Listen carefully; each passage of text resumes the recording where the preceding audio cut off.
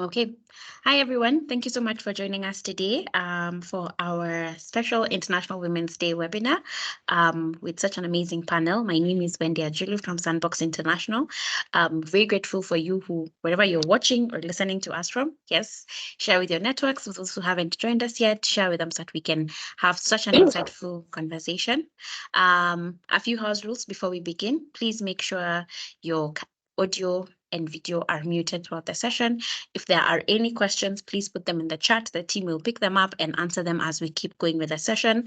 You can get, if there are any questions outside this session, you can get in touch with us at karibu@sandboxgroup.com. The team will put our email address in the chat, so you can pick it up from there.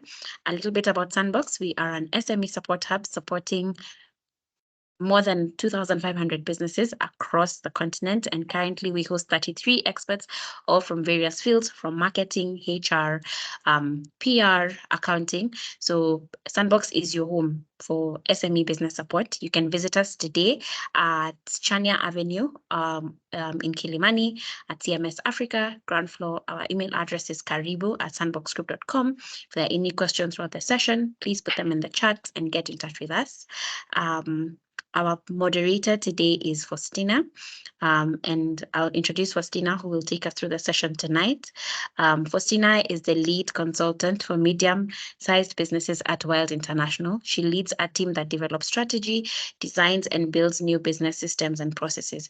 She is solution-oriented with a knack for deconstructing complex business problems by designing solutions from an optimistic perspective, and with a multidisciplinary approach that opens businesses to more opportunities, ideas, and service excellence. She enjoys mastering the user journey and discovering market opportunities to deliver customer value based on latent needs, wants, and behavior.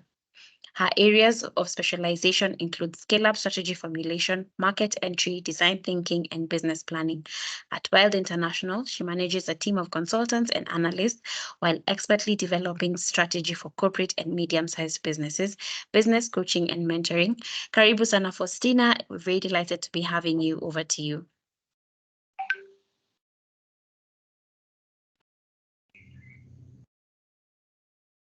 Thank you, Wendy, for the introduction. I didn't think you'll read the entire introduction. That was a long one, but thank you so much. Today, my role is very simple: to simply be a moderator, an MC online. And nowadays, we're being given that fancy name called a moderator. But lined up for you is a very elite panel of experts. We're actually waiting for one, Joram, as well, but he'll join us where he finds us, because time is of the essence. And you know, we are women, and these are the hours we like to spend with our children, helping them with homework or dinner, things like that. But here we are, because this is promising to be one of the most, one of the exciting conversations that people are having online, considering we have just celebrated the International Women's Day, that is talking about a lot of inclusivity. So for today's session, the actual topic at hand is deriving practical strategies for SMEs in order to drive gender equality and economic empowerment for women in the workplace. As you all know, and as Wendy has actually mentioned, is that we are all coming in as experts from the Sandbox. And as experts within the Sandbox, we journey with entrepreneurs, we work with SME founders, and the situation seems to be prevalent among all the businesses when it comes to introducing inclusivity, when you want to show concern for the different gender rights, and also bringing more stakeholders to be part of the conversation. And it's not just about the gender being male or female. There's also the cultural aspects, bringing in religious experts to be able to talk about this issue and trying to find permanent or sustainable solutions that can help us, move to another level, or a better level, to be precise. So since we have, as mentioned to you, a very elite panel lined up, I'm going to start with the introductions of my panel. I'll start with a friend of mine used to say, ladies first, but gentlemen before. Don't know why. Therefore, I'm going to start with you, Brad. And as you can see, he's a very smiley. He's always smiling in these webinars, so he likes to smile a lot. So you can be assured he'll be the jovial one for the day. So Brad Elliott, founder and managing director of Calix News Limited, is an entrepreneur, an educator, a coach, and trainer. He's wearing too many hats, yeah. So Calix News operates two complementary skills offerings, and Brad here is coming in as a coach and Spark Skills training. So he's an expert trainer and coach, as mentioned. Initially, he used to be an English language instructor. You're going to help me with my denotations, my pronunciation, so that I sound more elite like you. Having taught thousands of hours of general English for over 20 years in Europe, Asia, and Africa. He has been a business coach and a trainer since 2011. So he comes with a wealth of experience when it comes to dealing with entrepreneurs. He has trained high-level executives in communication, leadership, and soft skills in numerous large companies, including Bulgari, Nestle, and ExxonMobil, and also helps young African entrepreneurs improve their business knowledge. Satisfied African clients include I&M banks, Lintons, Massico, and increasingly SME level entrepreneurs. I'm sure most of you are familiar with these businesses. And then another fascinating thing is that he's originally from Manchester in the north of England, lived in Kigali for 4 years, and has lived in Nairobi with his family since 2021. I'm hoping we're accommodating him very well. Yeah, so Brad, you can say hi to people. Good evening, everyone. Nice to be here. Thank you for that nice introduction, Faustina. Which part of Manchester, which Manchester football team do you support? Is it the So City? I'm on the red half, the sad half at the moment, but the original half. The original half. All right, that's good. At least it's not you're still rooting for Manchester. Yes, of course. Yeah. Then we have the lady in the panel who is, I call her my learned friend because she is our wakili. That is Angela Kioi, a corporate law advocate with over 10 years of experience. Her practice has been dedicated to providing legal services to businesses and in particular SMEs. Over the last 4 years, she has worked almost exclusively with businesses, providing critical legal support and advice to over 350 businesses. Angela is a legal compliance expert, a negotiator, and ADR practitioner. She's also the managing partner of Kioi and Company Advocates, that is also based at the Sandbox, an innovative corporate and alternative dispute resolution law firm that understands businesses continuously need a legal partner who will work with them from startup through growth to its maturity until closure, I'm sure. Yeah, because you also help them to, close, sell out or leave it to the children. But karibu sana, Angela. You can say hi to the people. Thank you so much. I hope I'm audible. It's great to be here today. Thank you. Oh, the chief entrepreneur has finally come in. So where do we I've been here for a while. Really? Been here for a while. I had trouble logging on, but I'm here now. Karibu sana, Joram. So I was just doing the introductions, and I'll dive into introducing you, including the new role that we have just seen on LinkedIn. It has to be amplified to the masses. So Joram Muinamu, the chief entrepreneur extraordinaire and the CEO of Sandbox and co-founder of Wild International, where I work, he stands at the forefront of Africa's entrepreneurial renaissance as the CEO of Sandbox, a pioneering organization dedicated to providing comprehensive and sustainable support for entrepreneurs, as Wendy has been generous enough to tell us more about it. Joram, as a strategic planning consultant, he has devoted his career to working with African SMEs. I'm sure most of you have seen him in the works, contributing significantly to the growth and success of numerous businesses across the continent. His expertise encompasses a wide array of skills, including organizational development, business strategy and implementation, leadership training, entrepreneurial development, organizational culture, and many more. Nowadays, he's making for a very good panelist in terms of talking about the macro level challenges of entrepreneurs. So feel free to reach out to him as well. So him being popular, as you've had me call him the chief entrepreneur in East Africa, is basically to confirm that he is a living testament to his high entrepreneurial empathy and strategic acumen. His ability to challenge the status quo and introduce groundbreaking ideas has positioned him as a key influencer in the business community. Speaking of influencer, top 50 most influential CEOs in Africa. We just got that a few weeks ago, Joram. Congratulations. And then he also serves as a board member of Amnesty International, showcasing his commitment to social justice and human rights. He's just, let's just say, he's been very relentless when it comes to pursuing support for the business community. And latest information that we've just gotten today is that he's now the chair of Andy East African team. Chapter, yes. Yeah. Yes. Congratulations to us, but now you should throw a bash. Yeah, thank you. Thank you for that. And I'm glad to be here. Yeah, I was just going to give a disclaimer. That last bit that says I'm on Amnesty's board simply means I'm an activist. Yeah. Championing the right things, eh? Yes. All right. So thank you, panel. As the team, my audience has actually seen is that this is a very elite team, and therefore the expectations are very high in terms of the richness of the conversations that we're about to have. And I have promised them that that is what the conversations today are all about. So I will quickly dive into the business of the day, and still giving reference to the fact that we are celebrating the International Women's Day, whereby we're saying it's not just women when it comes to addressing gender issues, gender stereotypes or discrimination.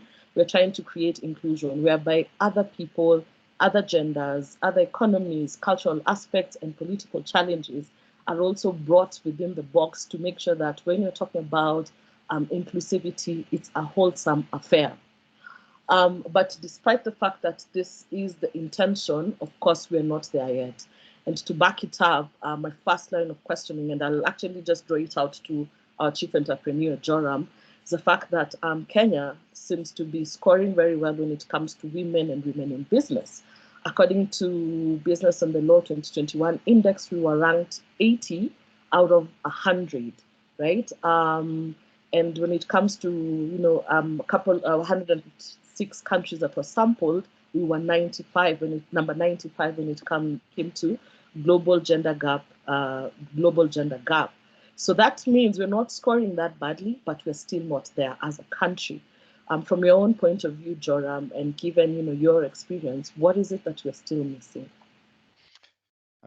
Yeah, I think that's first a complicated and a tough question, because I think on the face of it, and even when I listen to a lot of anecdotes, around boy child, around the corporate space today, there seems to be a lot of myths that the woman has been significantly empowered, because we tend to see a lot of women now having leadership positions in corporate organizations, as entrepreneurs, as senior managers, and the like. But when you look at the data across, I think if we look at board level positions, if we look at representation in the political sphere, if we look at representation in government, you find that it's still skewed towards a patriarchal society, so to say.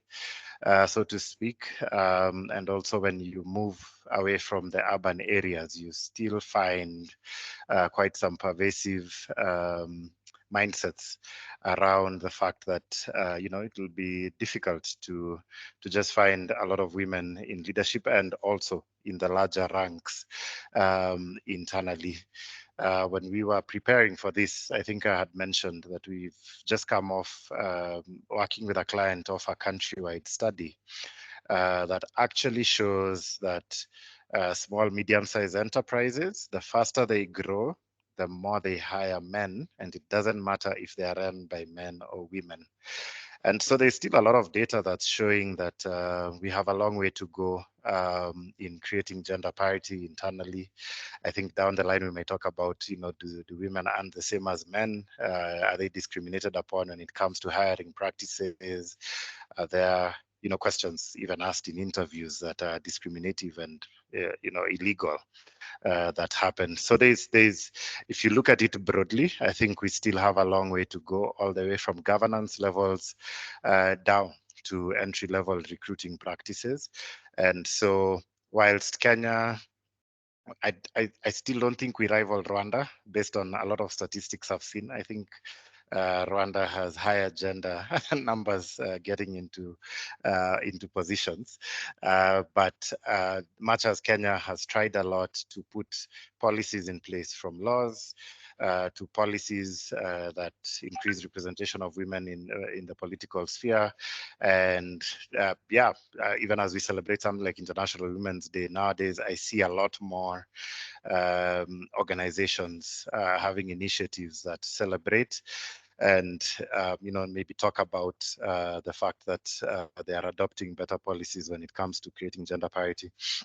So Kenya might look like it's ahead of a pack compared to a lot of other African countries, but when you look at the overall numbers, I think we are still performing dismally, and I think we still have a long way to go to get to the place where we could actually say it's equal. Couldn't agree with you more. Being a woman, I felt like you touched my heart. Yes, Joram, it is still a myth. We are not there yet. And in fact, I'd like to even invite Angela to actually just share her experience, especially the fact that she's already a woman in leadership. I'm sure it was not an easier journey, so that you can actually fully validate the comments that Joram has just shared with us. Wow, okay. So I think being a woman in leadership and running my own business, there are biases that we experience as women. Sometimes it's not, to your face, obvious biases. And sometimes you may wonder, why is it I didn't get a job? And, try to figure out the reasons behind it. So personally, I think some of the biases, maybe I can give an example, is very early on in my career. One of the reasons I ended up being an entrepreneur, I was explained to by my boss that I would earn a lesser salary because I'm married and I have a husband. So like, what exactly is your money going to do? And I kept on asking myself, what does that mean? Like, how can you and I mean, this is I'm a lawyer, so you can imagine it's a fellow advocate telling me this, that I should not earn as much as someone in the similar position who's a man, because most of my needs are being catered for by my husband. And it's sad to me that this is my experience, a lived experience, and it's similar to what my mother's experience would have been many years ago when she was starting out to work. So in that way, to me, that just signals to me that in as much as we think that the conversation that we're doing well, or that the conversation has moved forward, or that there is a lot of equality now, I think that may not necessarily be the actual picture. Because I keep on saying this, is that we live in a society, and how you're treated and how we engage with different people, whether it's your employer, whether it's someone who's giving you business, a supplier, a client, there are different biases that you're going to meet along the way that then will affect even how you do your job. So I think even as running my law firm, I think very, very early on, part of the negotiation would be, oh, but you're a young girl, why are you charging me so much money? So for me personally, this has happened to me, and I've been in those conversations. So for me personally, one of the things that I have done and I've had to do is to know exactly what my worth is when I'm speaking and facing, whether it's a client, whether it's a supplier, whoever it is, to be very, very clear about what my worth is, as first and foremost, not as a woman, as an advocate. I know what it is I'm doing. I am skilled at what I am doing. I am excellent at what I am doing. I know that I'm going to do a good job for you. So I come and bring that first. That is my first step, and saying, this is, I know what I am doing. And then I think I tend to look at all that noise as white noise, so that it's not what is going to stop me from engaging, or from running my business, or from being a good employee. That is just white noise for me. So that beyond, because there is a point where we would love to change people's minds, but unfortunately, a lot of these mindsets are set. And it's only through conversations like this that we're having, and we keep on having them over and over again, that we're able to actually start challenging some of these mindsets. So, in as much as Joram said, we look good on paper, I think in practicality, and I'm even interested to hear people's experience, because I've had other people's experience. I think in practicality, where we are now, we are better off, but we've not gone as far as we ought to have. I think Kenya is a very cosmopolitan country, very cosmopolitan economy. Even our economy is robust. We do have a lot more women-owned businesses. We do have a lot of women entering into entrepreneurship. And even women climbing the ladder in their careers. I think that just that the conversation and these mindsets need to be continually challenged, because unfortunately, a lot of times the people who have the mindset are the people who you're sitting across from when you're trying to negotiate. They're the decision makers. They're the people who will say yes to your bid or no. They're the people who will hire you or offer you a salary. So these are the conversations that we need now to come in and really challenge what is it practically on the ground that we're doing. Yeah. Thank you so much for that, Angela. And that experience, oh my God, that was just difficult to hear, my God. Thank God you are a woman who is very poised, very calm when somebody tells you, I'll pay you half because you're married, the husband will pay the rest. Oh my God. I know. That's what I would have said. Stay with your company. Anyway, but the reality of what is happening here in Kenya and many other African countries. And we are also joining with Brad, who I actually love the fact that he's part of this panel, because he has had a very vast experience working in various countries within Africa, in the UK, and he has seen, I'm sure he has denoted a couple of differences when it comes to the inclusion and the kind of discrimination. Hopefully not to the level at which Angela is talking about. An interesting statistic that Brad actually shared with us, which seems to be, also quite different from what I was expecting, was that there are more women-run businesses in Kenya than in the UK. That is in the UK than in Kenya. Yeah. No, in Kenya. So Kenya's at 31%. So 31% of SMEs are women-run in Kenya, and that number drops to 23% in UK.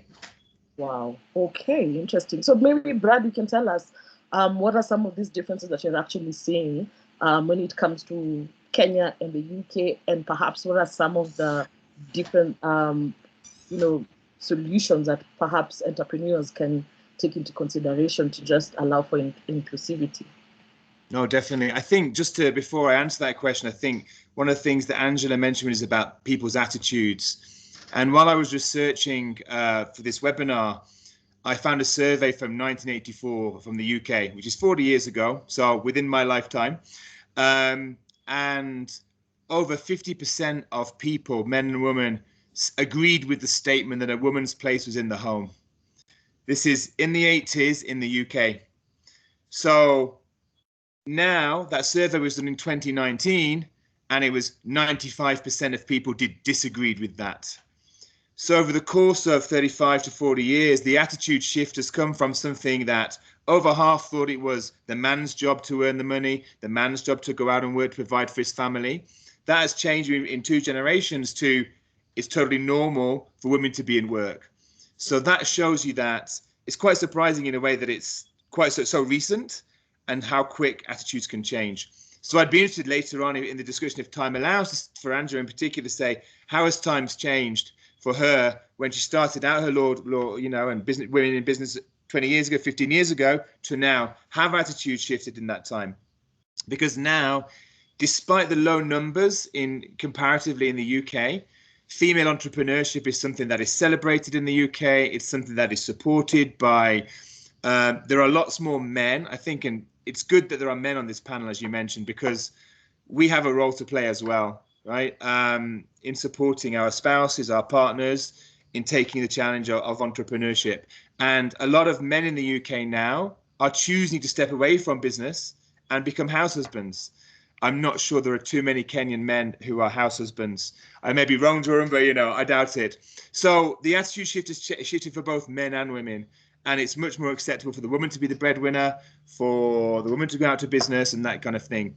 And I think it's interesting because it's happened so quickly that part of it has been organic in terms of how it's changed, but I think part of it has been through policy change, encouraging women, financial incentives, and that kind of thing. So it's a bit of like push and pull, the natural way of things. And one thing, this is slightly surprising perhaps in my research as well, and this might reflect the Kenyan stats. There are more female run businesses in the poorer areas of the UK than the well-off areas. So instances of female entrepreneurship go up in the more deprived towns and cities. When you get into the richer suburbs, there are far fewer women-led businesses. So that perhaps that might reflect the Kenyan statistics, because in a growing economy, everybody needs to work. Whereas the richer you are, one person cannot work. So those are a couple of observations that I found in terms of the change of attitude that's happened over the past years, and also the numbers, what's behind those numbers.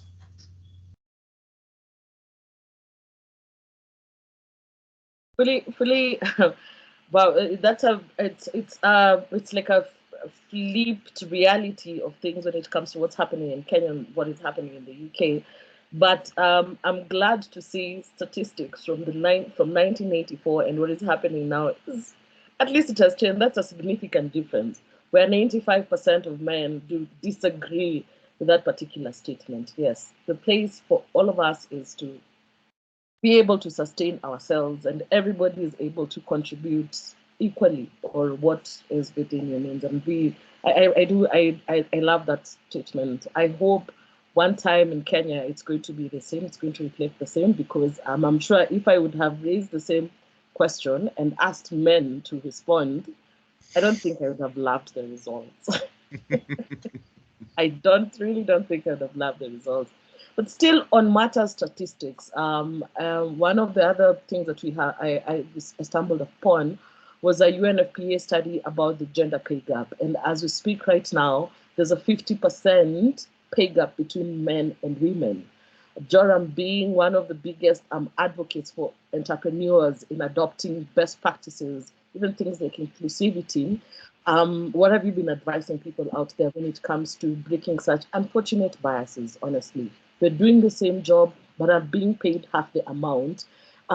Given also the example that Angela has shared, where she was told, I will pay you less simply because you're a married woman. No. So what are you advising people out there, Joram? Because I know you've been very busy. Yeah. Yes. I think it's an aspect of maybe looking at organizations more from a point of view of, do you actually have policies in place that are non-discriminative?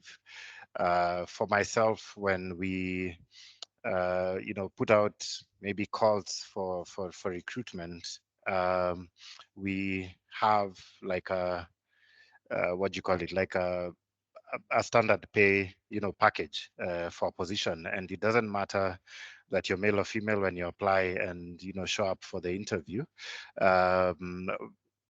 We may talk about the fact that maybe someone may want to negotiate on that pay package that you've offered and the like, but for us there's never a lens that when a guy walks in, you're likely to offer more or end up agreeing to a higher figure around the negotiation than you would say if the lady does it. Actually, when I look at the experience I've had, currently in the Sandbox team, we have 4 guys, and I think we have 8 ladies. And two ladies at the senior position, and no, 3 actually. So we have equal 3.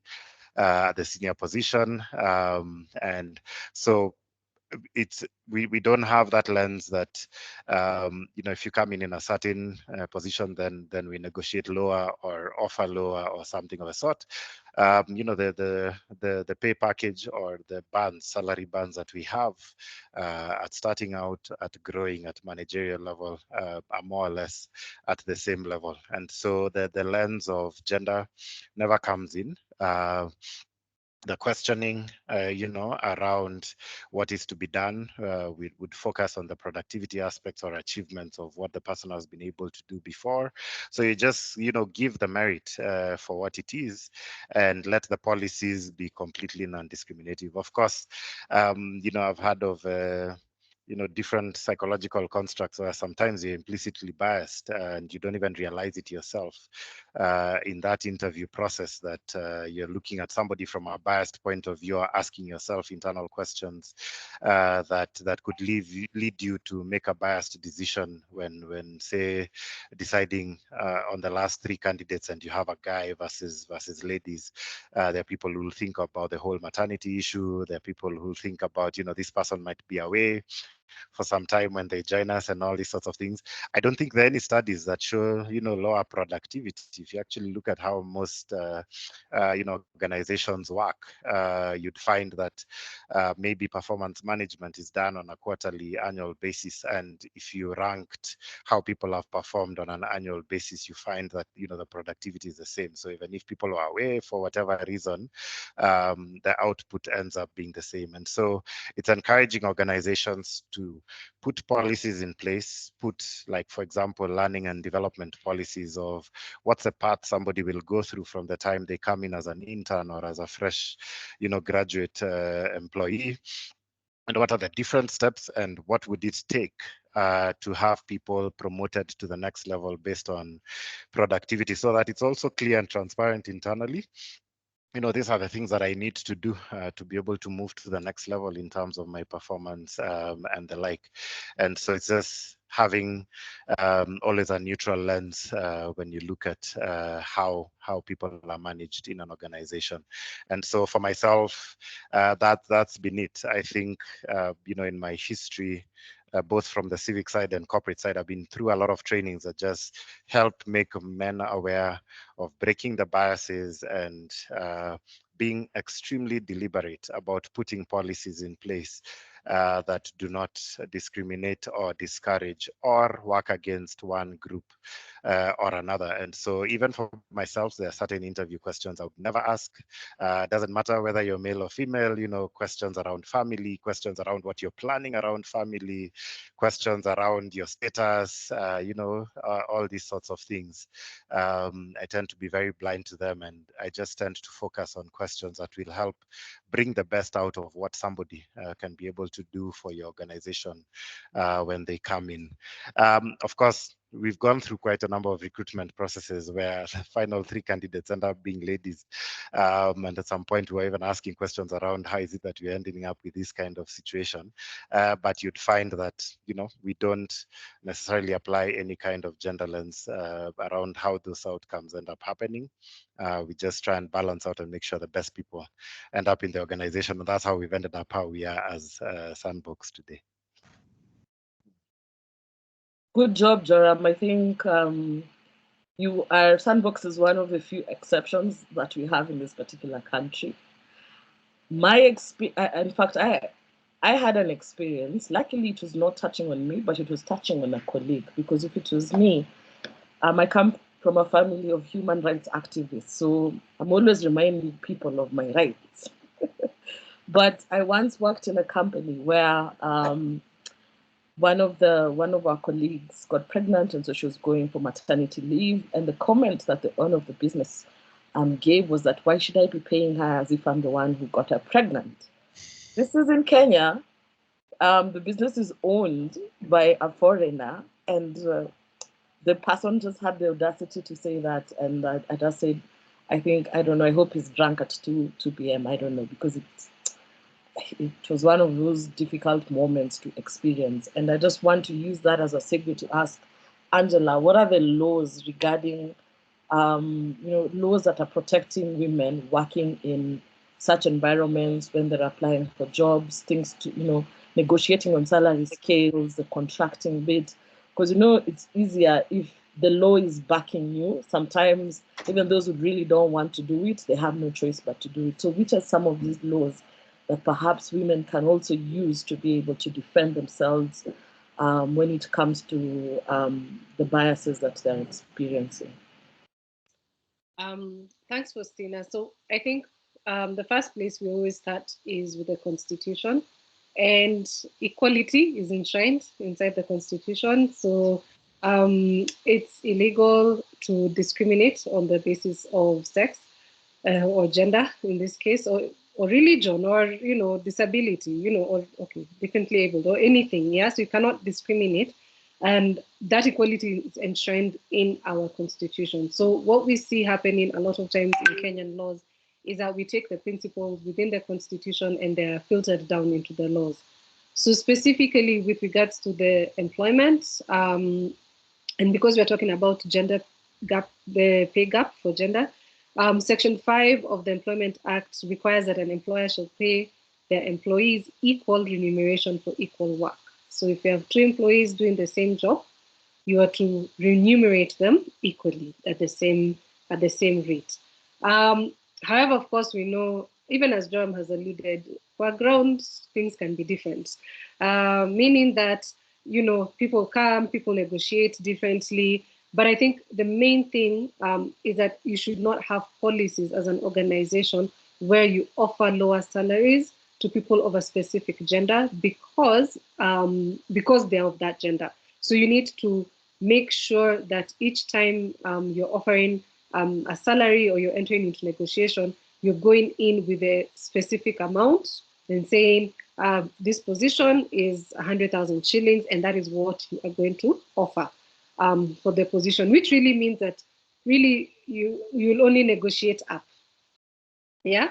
So, but of course, practically also we know in interviews you're asked, what is your salary expectation? And as employers, we're very happy to say, oh, you're below my budget. Agree to take someone at a lower rate. But so that means that it's really up to you as an employer to make sure that you have policies in place that ensure that you do not have such situations happening. I think in terms of discrimination, you open yourself up. So just as a word of caution to employers, you do open yourself up if you have such practices to serious litigation, because then you will be called upon to explain why there's a pay discrepancy between members of opposite sex, and you need to be able to substantiate why you have a pay discrepancy, which essentially you should not. I think there are many other protections for women under the law, especially when you sit as employees. For example, you're guaranteed your 3 months maternity leave. You're guaranteed that you cannot be, okay, so this is at the discretion of the employer, but your employer ought not to decline to hire you because you are pregnant. So, if you're going into an interview and you're pregnant, that cannot be the reason why the employer is not offering you the job. So, and I think just, cautious, to think about it this way. Maybe at the point of interview and giving an offer, you didn't know the employee was pregnant. And then when they come, you realize they're actually pregnant. You cannot fire that employee. Yeah, so you cannot be fired also on the basis that you are pregnant. That is, again, is a form of discrimination. And you're also entitled to maternity leave pay. So, and you're entitled to, your employer has to ensure that your job is available for you when you come back. So they cannot seek to replace you when you're not, when you're away for maternity leave. They can bring in someone else to do your job, but they cannot replace you and tell you at the end of your maternity leave, well, there's no position for you. So these are the provisions some of the provisions that have been provided for, which are under the law. However, sometimes entrepreneurs, business owners, employers fail to live up to them. And I think our employment court, our labor court, is known as one of the harshest in the world. I think if you look at some of the decisions that come out of our labor court, we have really, really harsh decisions. And and is extremely, more often than not, pro-employee than pro-employer. And a lot of times, the person who is called to prove their case is the employer, not the employee. So the employee will allege and say, I think you did this because you discriminated against me. Normally in court, we say he who alleges proves. That means if I allege you discriminated against me, I should come and give you proof. But in employment court, a lot of times it stands. Yeah, it's now for you, the employer, to show that you did not discriminate against this employee because of their gender. So this is a word of caution, even as we engage, as we're entrepreneurs, as we're business people, that these biases that you carry have effects. And when they come out in play in your workplace, you need to be cautious to make sure that you do not actually, that you unlearn the biases. Let me say that you unlearn the biases like Joram has done and ensure that you have a more equal workplace. Yeah. Thanks, Angie, for that. Yeah, at least you've given us a confirmation that the law actually has quite a number of provisions that are protecting and safeguarding the rights of women, especially here in Kenya. And as you rightly put it, Sandbox seems to be an exception. But to you, Brad, again, I'll still make reference to the fact that you have multicultural experience working in different countries. Some of the things that still come into place, giving rise to the fact that the society is very different from the law. Yeah, it's okay what the law says, but there's still religion that influences the decisions, culture, and here we have the African culture, then we have our tribal cultures, and then we have a generational culture that is also making things a little bit skewed when it comes to trying to bring in inclusivity. Perhaps you can share your own experiences in terms of where you've seen, businesses trying to counter these other influential areas that make it harder for inclusivity to be experienced within the workplace. Yes, certainly, Francine. Thank you for that question. I mean, obviously, I think culture and society informs a lot, right? And again, to go back to the kind of the UK and the European progression in this sense, the first wave of female entrepreneurs that I became aware of in the late 80s and early 90s were very, very, I mean, our first female Prime Minister, Margaret Thatcher, was elected in 1979, but she was a certain type of woman that in some ways copied very, very strong men, right? And I think the first wave of female entrepreneurs almost felt that they had to become more men than men. And that point came to mind when Andrew was mentioning about negotiation and negotiating pay. Stereotypically, men overestimate their capabilities and women underestimate their capabilities. So typically in a negotiation context, a man will think, well, I'm worth more than this, I'm worth X. And it would normally be a higher amount than he's actually worth. Women tend to be more realistic, grounded in reality.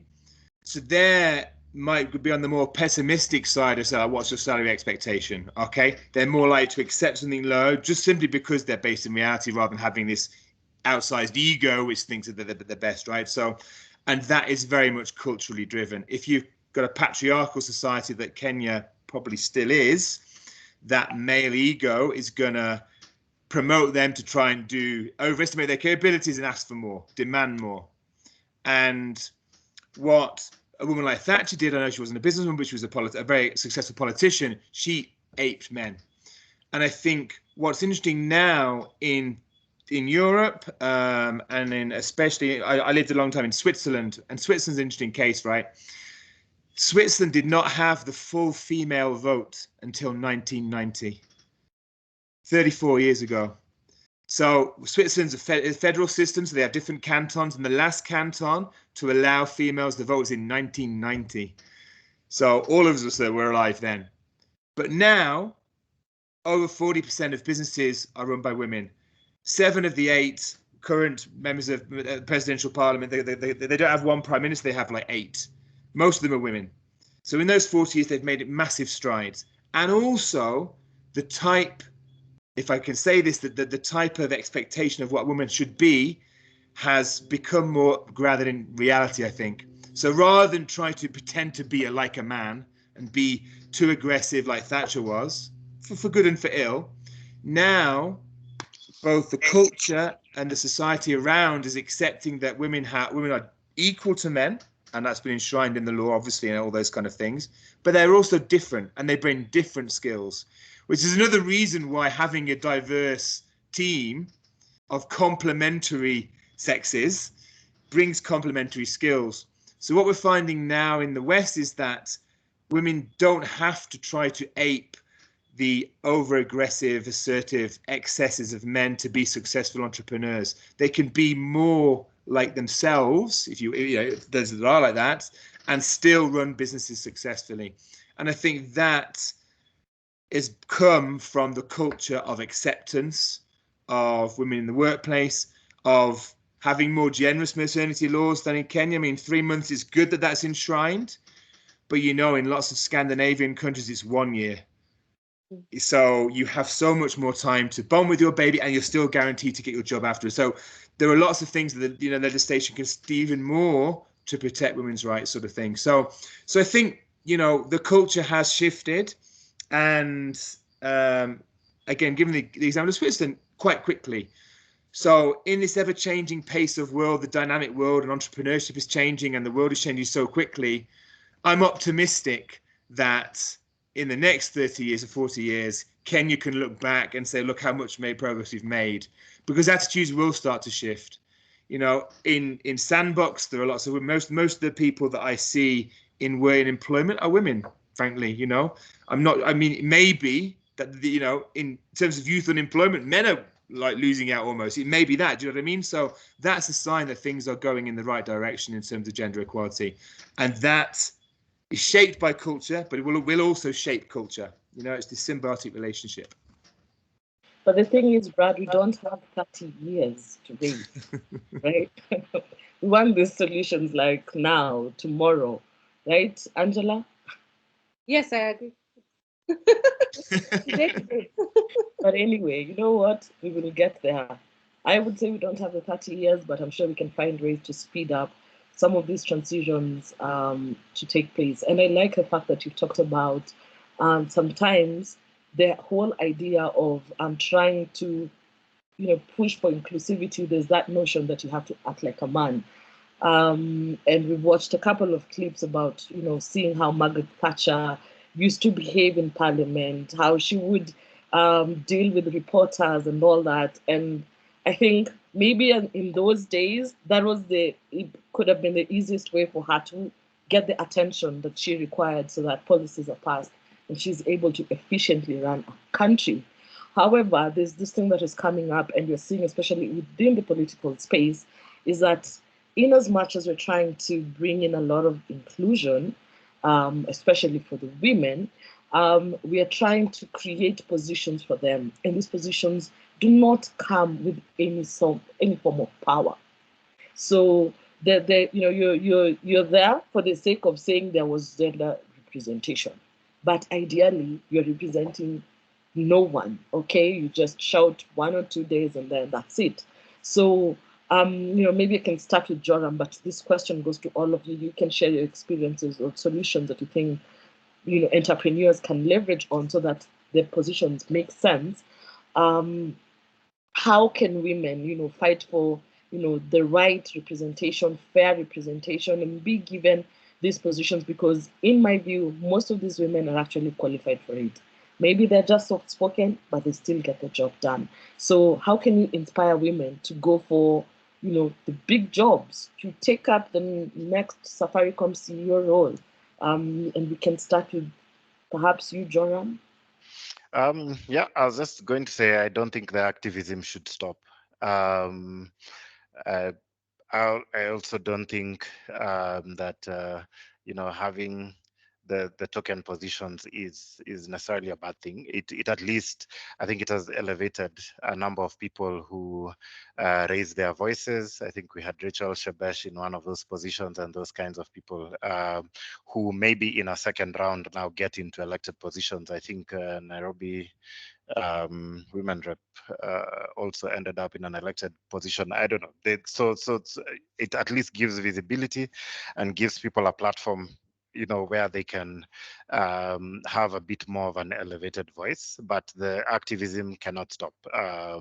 We need to continue advocating. We need to continue pushing. We need to continue raising voices. And I think there also just needs to be continued education in workplaces, in business associations, in just different spaces where both male and female business people are, just around what things to look out for in their spaces, so they make sure their businesses are not discriminative or disadvantage one gender over another.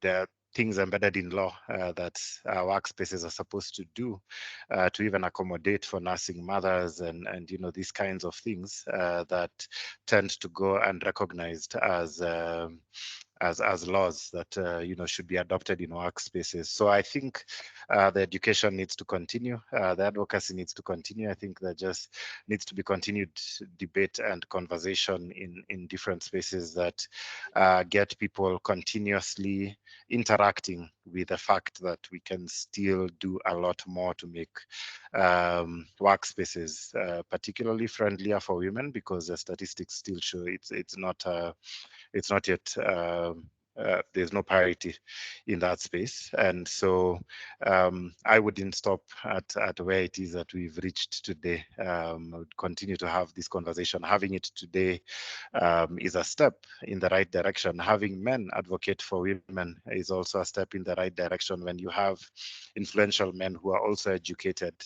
I actually learned this when I was in parliament, that when women want a bill passed in parliament that is particularly pushing for changes in policy, particularly in relation to women, they actually use a man, to introduce it to the floor, because it will be listened to. We still have very patriarchal tendencies in our parliament. And so, when a man brings it up and brings it up as an issue, you have more people who are willing to sit up and listen and adopt a change in mindsets. And so also being smart and positioning ourselves in a way that more people would listen are tactics that I would still employ until today. So keep educating, keep advocating, and keep using tactics that can just help the gains go a bit further. Now maybe we can turn those nominated positions into elective and deal with whatever consequences come with that, but have a much louder voice for the women in different spaces.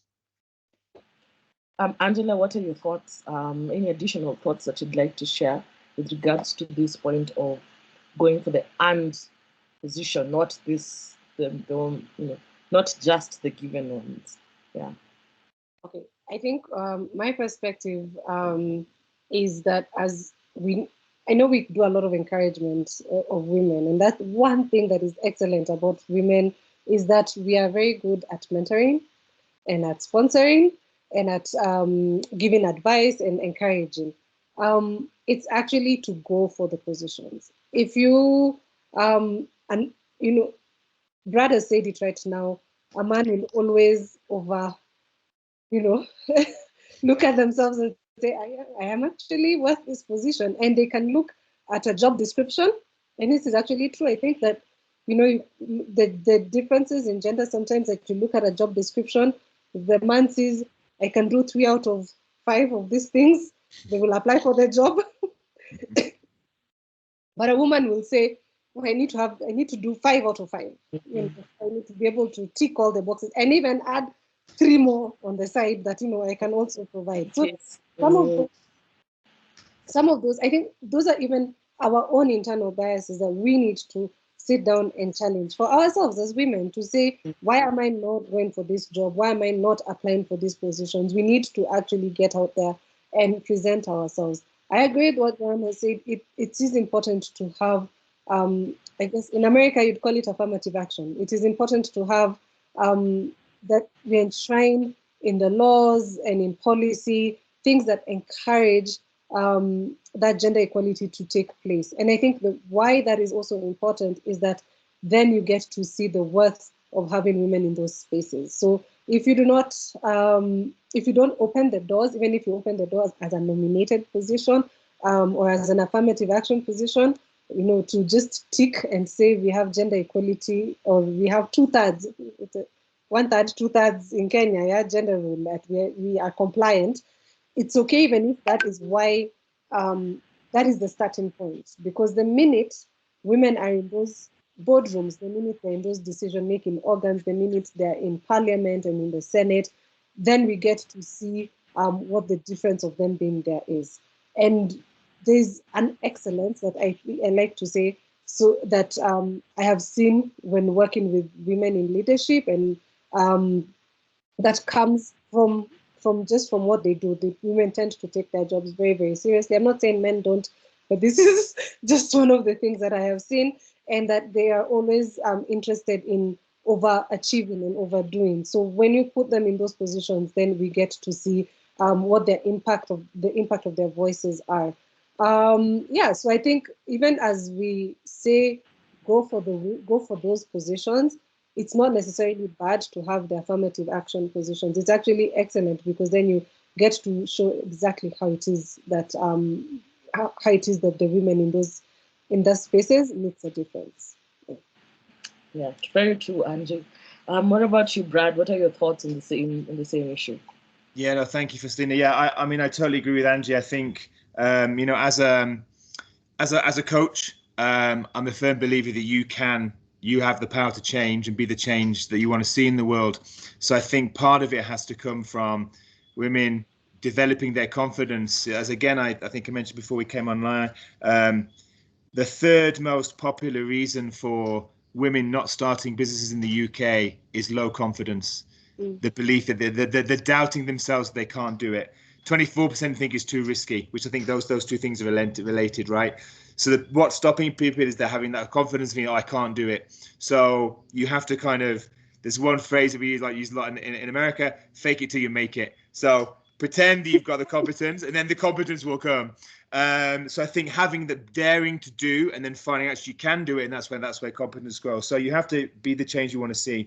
I really like that Angie mentioned the thing about mentorship, because as Jura mentioned right at the beginning, regardless of who runs the business, men or women, that there's a perception, even obviously of women entrepreneurs, that the way to get things done is to hire more men, right? So it's not just the men who are holding it back. Some women in positions of authority within a business are stopping that. So I think encouraging that mentorship, and women who've made successful businesses like yourself, Angie, or other people, mentoring the next generation of women to come through and show them this is I did it, you can do it, and you can go further than me, and you can grow even more. So that that's a way of getting away from the unconscious bias that maybe some women do have, even because it's so inculcated in their brains that it's patriarchal and the men make the decisions, that like you've got to try and be aware of that bias and try to remove it. So that's on the what women can do side. And I think on the men's side, and I think there is obviously an element for men to play here, is to have more people like Joram who have the intellectual and the character of humility that men don't know everything. Men shouldn't rule everything. You know, I'm not ashamed to say that my wife is the main breadwinner in our family.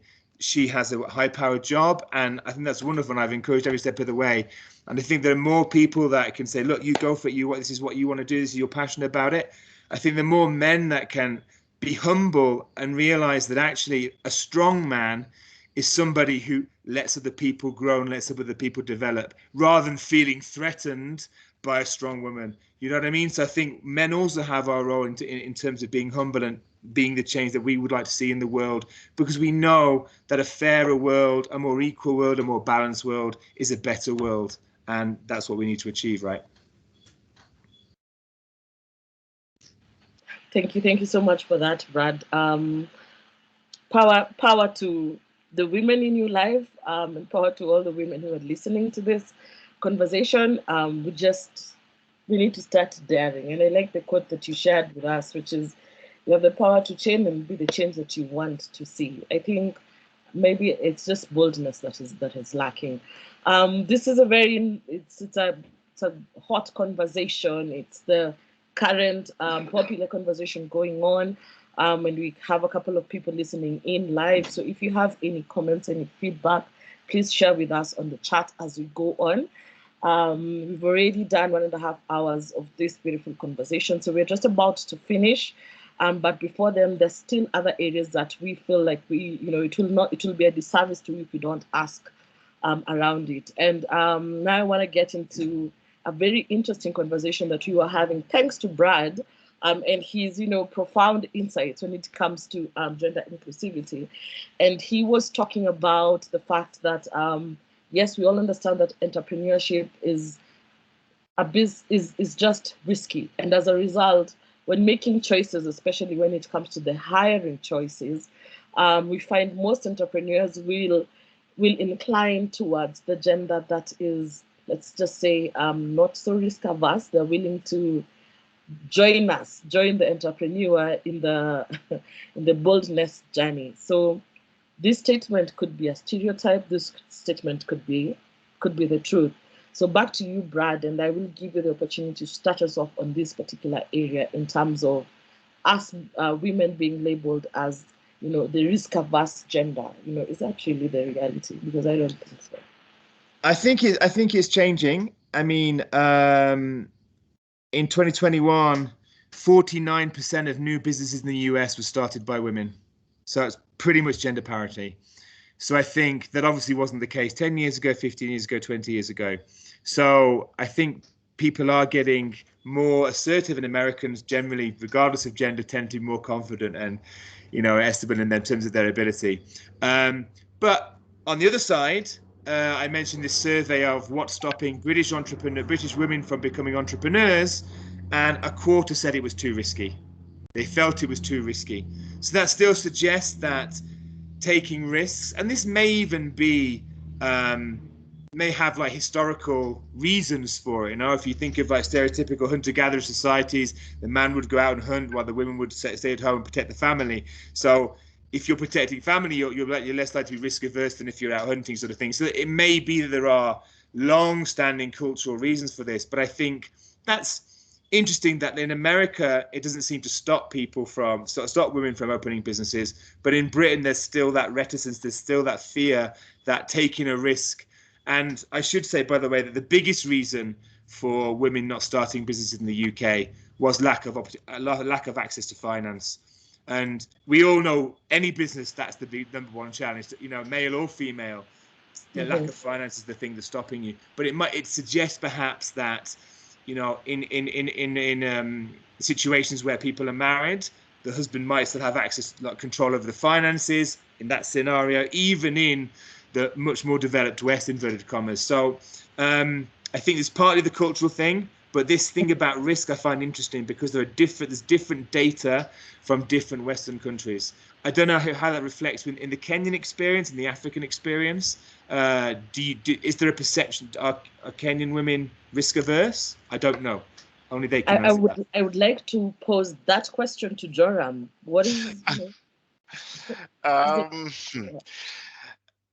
I think there are additional factors that kind of serve as barriers towards women starting and growing businesses. I think some of the things we've come across in different studies is cultural barriers, where you find there are certain areas of Kenya where maybe even still from a religious point of view, it's perceived that women, should not start businesses. Maybe they should stay at home taking care of the children. So even if they have a passion, to start and run a business, there may be that barrier that they're dealing with.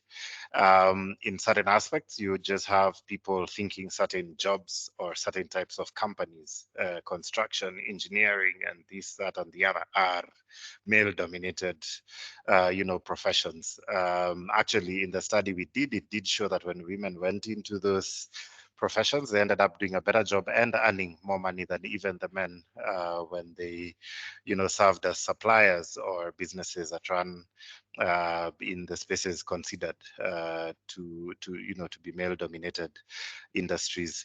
And so access to finance, the challenge, particularly for younger women, not having assets that help them secure loans, also being perceived by financial institutions as being more risky. I think there, and up until recently, you still had, and might even still have until today, financial institutions that need a woman's husband's consent for them to borrow a loan from a bank. And so there have been some practices, that have still served as barriers, where we still need to do a lot of education just to get organizations changing their policies. So I think of late, we've seen a lot more banks have women-only accounts where they have incentives for women to come and borrow, guarantee funds around the fact that they may not have assets, but they tend to have a higher repayment rate than their male counterparts. And so you have certain organizations that are realizing that they've been structured in a way that disadvantages the women, and we are beginning to have some policies change around that. Or at least a few steps, there are strides, being made to be able to address this thing. And maybe, as Durham has mentioned, perhaps maybe some careers, bring in some, okay, there's need for it to be more male dominated than the rest, but I'm sure things are flipping, and the way technology is advancing, these things will become null and void sooner or later. But I'd like to invite Angela to sort of shut down that conversation, and I'm saying this from the point of the advantages of actually having women sitting in your boards, being part of the vision carriers, and talking about and contributing towards your business progression. All right. So first, let me say, I think I've not mentioned this, and I'm shocked I've gone through the whole webinar without mentioning this, that my team is almost 100% female. Yeah. So I've had the benefit. I speak from firsthand experience of the benefit of having a diverse team. So I know it's skewed because we're largely female, and I promise this was not on purpose. This happened by normal interview process and picking who is the best. But one of the things I have come to appreciate is the perspective that even my team members bring for me. I think I have seen, and I know some of them are on call, so I might call them out, but I've seen them being, I don't understand the idea of being risk averse, because I have seen them being brave. I have seen them being really, really articulate, understanding the issues that they are dealing with. They're able to take a step out. They're not, holding themselves back, but rather, really, really brave and really aggressive and really, it's actually, to me, it's quite encouraging to work with them and see a totally different perspective from them. So on my part, I'd say that having women in the room gives you the perspective of 50% of the population. When they're not in your board, you have a whole male-dominated board, and you're selling lotion, to give an example. I can assure you that none of those men will go and buy lotion at the end of the day. Yeah? They go home and use the lotion that is provided. It might not even be the lotion that you sell as a business. Yeah? So the people who are there, a lot of times people forget this, is that a lot of buying decisions are made by women. A lot of buying decisions are made by women. So when they're not on your board, you're missing out on a different perspective that you're not even able to, you will never be able to tap into, because they're the people who will go and say, I will choose this soap and not that soap. And there's a reason why they're choosing X and not Y. So when you exclude them from those conversations, when you exclude them from that decision-making process, when you exclude them from top management in any way, shape, or form, then you lose out on having the benefit that they would bring in, the really amazing and unique perspective that they come with. So it's just perplexing to me when I see people not necessarily embracing or putting in policies that allow to have, bringing that diversity into their decision-making organs, because you're losing out on an amazing perspective that you will not be able to capture.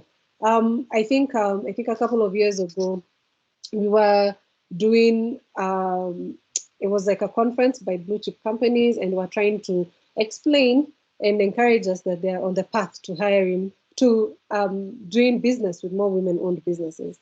And to me, the percentages were abysmal. You can imagine a huge, I want to mention the names, saying we only do business with 5%. 5% of our business is done by women-owned businesses. 95% we do with male-owned businesses.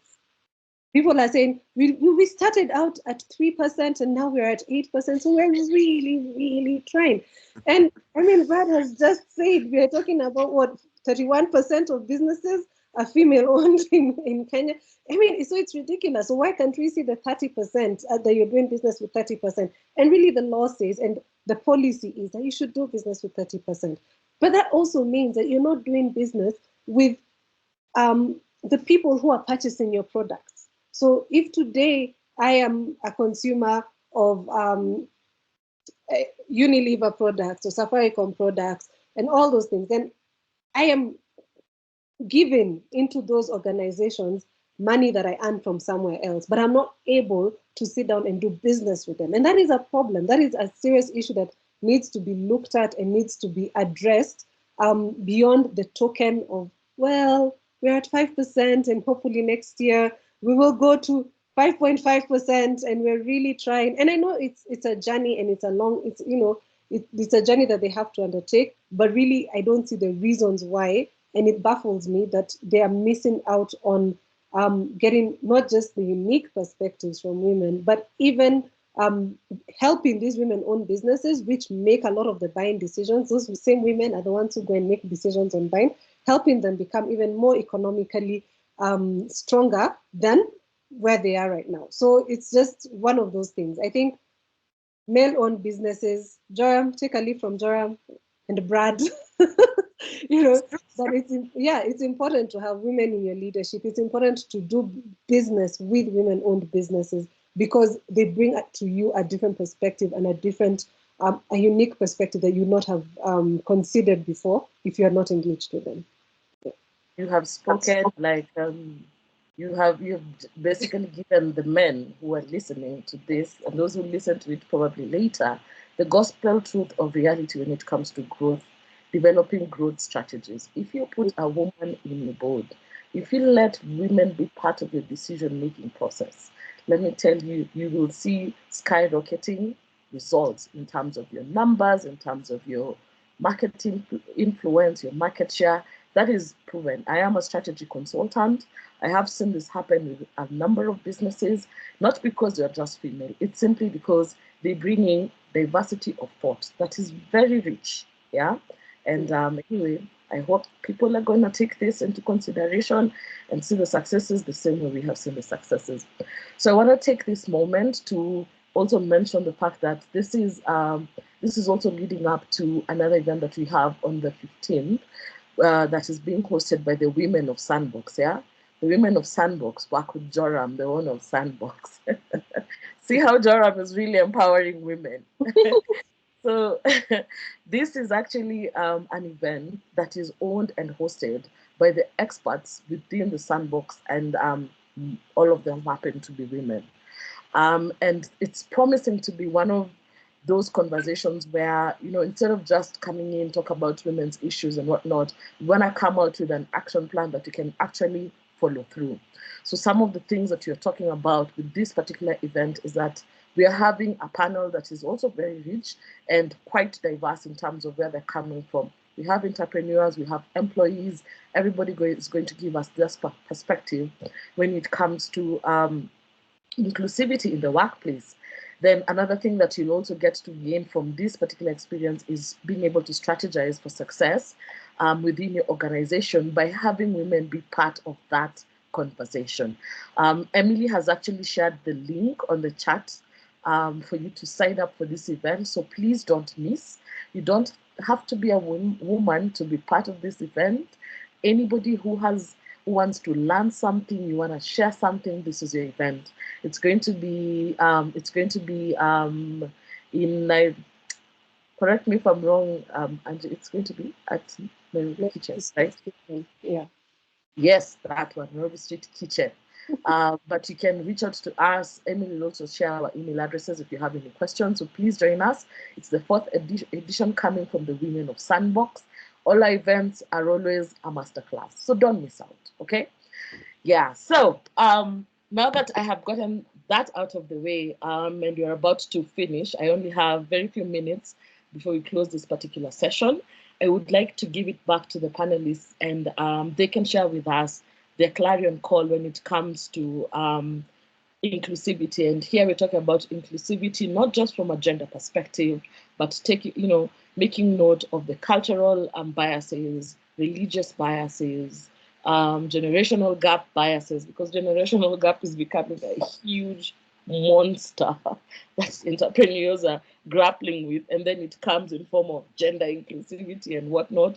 So with that, those biases just showing face within the entrepreneurial space, what would be your last clarion call as a form of encouragement to the entrepreneurs listening in, and the employees as well listening in, and then we can pass on the gospel to many more who might have missed but were interested in being part of this discussion.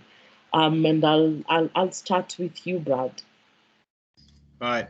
Thank you, Faustina. Yeah, I think my clarion call will be this. I left Switzerland in 2017 to move to Africa, and part of the reason that I wanted to move here was to help be part of watching this continent and the countries that I live in develop and grow. And first in Rwanda, now in Kenya. And I think for Kenya to grow to its full potential, it requires everybody to be involved, regardless of religious status, cultural status, tribal status, gender, and everything. By excluding any one of those parts of society, you're missing out on so much richness, so much interesting ideas, so many different things. And I think too often in the world, in Africa, in Kenya, we can focus on what divides us. But I would like to think that what I hope unites us all is wanting to see this country and this continent grow and develop, and have to fulfill the potential that all the people have in this beautiful country and this beautiful continent, right? And that can only be done if everybody is included, if everybody can play their part to the best of their ability. And there's no point excluding anybody, because you're just going to miss out on all of that richness, literally wealth, and also cultural and diverse wealth, and that is essential for me. Thanks so much, Brad. What about you, Angie? What is your clarion call?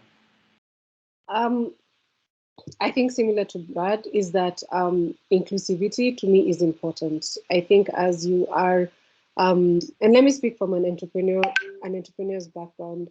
I think that as you begin your businesses, as you grow your businesses, it's important to put inclusivity as one of the things that you will champion within your business. And this is because any change that we want to see in Kenya just begins with us. If we don't have that inclusivity as one of the core grounding, one of our foundations in our businesses, then you tend to let your biases win out. And why that inclusivity is important is, just as I had said, there is so much value in listening to people from different backgrounds, in listening to people from different ages, different genders, different religious backgrounds. So there's cultural backgrounds. There's a lot of value. There's a lot that we can learn from each other. If we're able to sit down and place our biases aside, you then become a much richer, a much better person. So for me, it's that even in terms of, if you want to see growth, if you want to see to build an organization that is outliving you, that is doing more than just one thing, you need to think about being inclusive. You need to think about how you can bring in that inclusivity and how you can bring in all those different voices to just make you better and to even make you a better person. Because when we start understanding each other's different perspectives, then we go a much further way. So yeah, inclusivity should be one of the pillars your business is built on. So, according to Angela. According to Angela and Brad, Brad says everybody is included. Angie saying inclusivity. So to you, our chief entrepreneur, our host for this particular session, your client. Yeah. I wouldn't dare disagree with them. It is bad business strategy to be exclusive in any form. Um, and there's studies that show that in terms of the fact that people miss out on certain insights that they should have from different groups that should go into, helping the business grow. But I think beyond that, if you're to make progress just in the whole gender inclusivity and general inclusivity conversation, I think it'll take a lot of courage from as many of us as possible who believe in inclusivity to speak out whenever we confront situations in the workplace, in organizations, in panels, in talks. You enter a boardroom and you're all men and nobody feels anything strange. It should be a given that we would speak out against situations that we feel are not inclusive, and yeah, just raise our voices towards the fact that something different should be done. Somebody invited me to a board recently. I looked and it was all men, and I'm like, if I'm gonna join this board, we need to have a few women. And the individual did commit, to ensure that the rest of the board members they were going to recruit were going to be women. And it's such small acts that get people thinking twice. It is, being courageous in spaces where you lift up your voice and just mention that, look, we're in a situation that shouldn't be happening, and the organization should put policies in place to just to make sure that there's a lot more inclusion, whether it comes to something like, suppliers. Are you ensuring that you're being fair and encouraging as much as possible to put policies in place to ensure that even the high value transactions are inclusive, not just the token low value transactions, to show that the numbers are, increasing? Can we get courageous about just making sure that that is happening? I happen to look at the data from access to government procurement opportunities, that by law states that procurement opportunities are supposed to go to young people and women, and we are nowhere near close to what should be the amount of money. Technically, if we have a 3 trillion budget, it means that a whole 1 trillion shillings should be going to youth and women-led organizations. I don't even think we're doing 250, and so we have such a long way to go to just ensure that if that was happening, you would clearly see it in lifestyle changes for women in town if they are part of some of these procurement practices. And so we still have situations where women are put as a front, just to make sure that some of those quotas are being met. We need to kill those harmful practices and just speak out against some of the things that are happening and ensure that we are making concrete progress towards that parity. That is amazing. Thank you so much for that, Joram. And I don't want to dilute anything that you guys have said, but I hope for those who are listening in, at least you know what Sandbox is basically asking you to do when it comes to inclusion. And we have examples of success stories when there is inclusion within organizations. So I want to thank my panelists for such rich conversations, for being generous enough with all the information that you have shared. Brad, you're so spot on with the statistics. Good job. I can't wait for the next one. I'll be happy to moderate, Wendy. But thank you so much. You're such a fun bunch. I appreciate the conversation that is going on. I'm getting texts on my WhatsApp, guys appreciating the conversation. So it was much needed. And it's a flip also from the traditional comments and conversations that people seem to be talking about when it comes to inclusivity. So thank you, Sandbox, as well, for hosting such a webinar. Many more webinars are going to come. This is part of a series of webinars that are being launched by the Sandbox, but Wendy and team will be sharing you the next set of webinars coming from the Sandbox and any other partner of the Sandbox within the Sandbox itself. But so you'll definitely be in the know, and we look forward to having you and also be part of these conversations. It's not just Sandbox experts who have ideas to share. We like the entrepreneurs to give us their own real time experiences are moving forward. So for me, I'm very happy, so enthused. I'm always on energy levels 100. And I'm still on energy level 100 because I enjoyed the conversation. So I'll just leave it at that so that I don't continue talking by virtue of being a consultant. So I want to end it at that and give the session back to Wendy or Emily. Yeah.